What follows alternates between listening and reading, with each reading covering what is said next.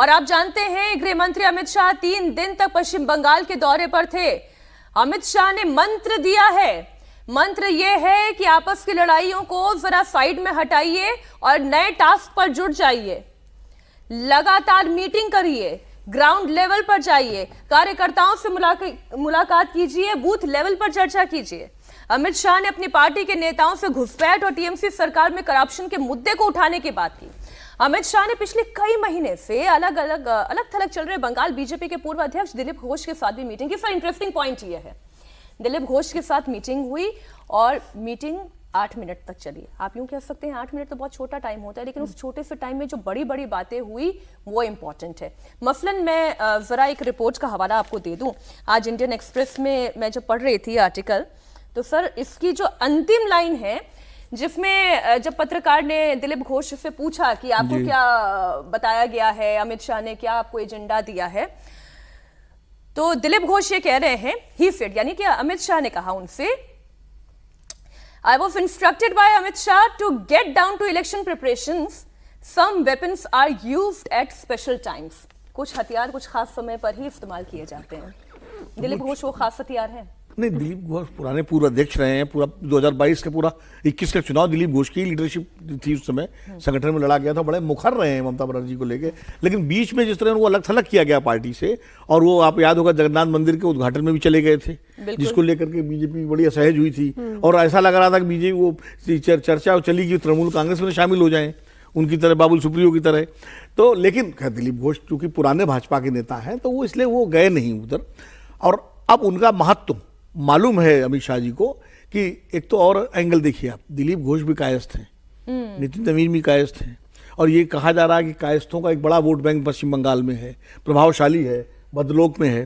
तो भाजपा को कहीं लगता है कि दिलीप घोष की उपेक्षा जो है वो भारी न पड़ जाए, क्योंकि बंगाल के कायस्थ हैं, वो बंगाली कायस्थ हैं। बिल्कुल ठीक बात तो है। इसलिए उनको भी संभाल के रखना है। और कायस्थों का वोट भाजपा को, भाई सुभाष चंद्र बोस के जो ग्रैंडसन उनके जो थे वो भी तो बीजेपी में शामिल हुए थे। मन मुटाव की तो खबरें पश्चिम बंगाल से आती रही है। अमित शाह ने बंगाल में जब पार्टी नेताओं को चुनाव से पहले मन मुटाव दूर करने का क्लियर मैसेज दिया, अमित शाह से मुलाकात के बाद दिलीप घोष एकदम से एक्टिव भी हुए हैं। साथ ही उन्होंने विधानसभा चुनाव लड़ने की इच्छा भी जाहिर की है। आप सुने क्या कहा दिलीप घोष ने। तो आज ये चुनाव आ रहा है, इसलिए सारे पुराने नए कार्यकर्ताओं को साथ लेकर लड़ने के लिए हम लोग तैयारी कर रहे हैं।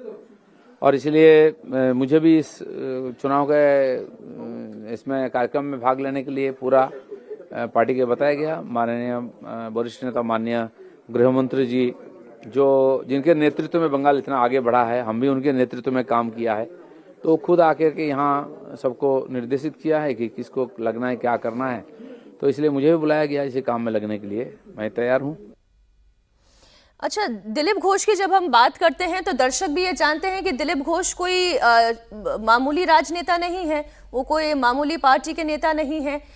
वो ऐसे नेता हैं आरती जी, जिनके रहते हुए 18 सांसदों वाली पार्टी बनी है बीजेपी। बिल्कुल। और जब ये चर्चा चल रही थी, ये तो हमें इनसाइड न्यूज मिली है कि जब अमित शाह से भी उनकी चर्चा चल रही थी, तो उन्होंने कहा है अमित शाह से कि पब्लिक चार्ज है, लेकिन यहाँ पार्टी चार्ज नहीं है। बिल्कुल, प्रॉब्लम पब्लिक में नहीं है, प्रॉब्लम पार्टी में है, कहीं दिखाई दे रही है। देखिए मीनाक्षी, मुझे लगता है पिछले चुनाव में ही साफ हो गया था कि बीजेपी के अंदर काफ़ी जो लड़ाइयाँ हो रही थी, जो इंटर राइवलरी थी काफ़ी सारे लोगों में, सेंटर स्टेट में और स्टेट के अंदर भी भीतर जो लड़ाइयाँ हो रही थी। और दिलीप घोष जी का मुझे लगता है कि जो संकेत है वो बिल्कुल सही है। उस वक्त मुझे याद है कि लहर सी लग रही थी बंगाल में कि लोग अब तैयार थे एक ट्रांसफॉर्मेशन के लिए, एक चेंज के लिए, और बड़ी तादाद में बीजेपी को वोट मिला।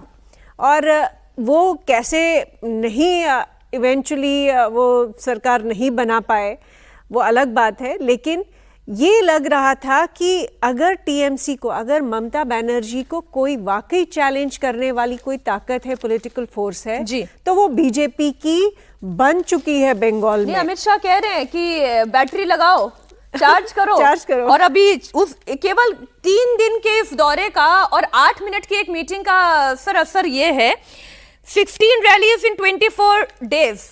ये देखिए ना, हेडलाइन है sir ji. 16 rallies in 24 days. Dilip Ghosh fit for BJP campaign. नहीं, दिलीप घोष का महत्व समझ में आया पार्टी को। जी।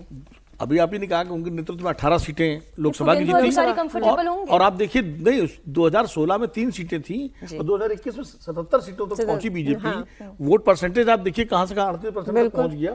तो दिलीप घोष को आप अंडरमाइन नहीं कर नहीं सकते। सर, एक लाइन में आप ये बताइए, शुभेंदु अधिकारी कंफर्टेबल होंगे?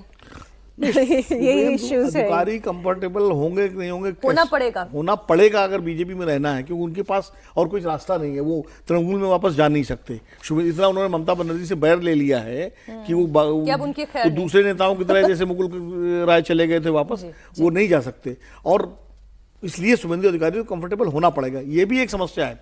दिलीप घोष चूंकि ओरिजिनल बीजेपी के हैं, वो किसी दूसरी पार्टी से नहीं आए। और पिछले चुनाव में जो एकदम से भीड़ आ गई थी तृणमूल कांग्रेस से निकल करके और तमाम दूसरे दलों से बीजेपी में, उन्होंने जिस तरह से बीजेपी को पूरा घेर लिया था, छा गए थे, तो उससे जो ओरिजिनल कार्यकर्ता बीजेपी का था, लीडरशिप थी, वो नाराज थी।